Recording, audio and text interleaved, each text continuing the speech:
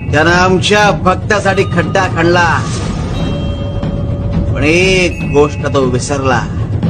अरे देव दारी त्याला कोण मारी? अरे समुद्राच्या स्वतःच्या आधी दुसऱ्याचा विचार करणं हा तुझा स्वभावच आहे. तुझ्या बापाचे गुण उतरलेत तुझ्यात. फार त्रास सोसलास रे तू, पण आता संपणार. त्या वटवृक्षापासून इथवर जो फेरा मारलायस ना, त्या भोगांचा फेरा होता आणि तो आता पूर्ण झाला. चिखलात पाय गेला आणि पाय खराब झाला तर दोष कुणाला द्या?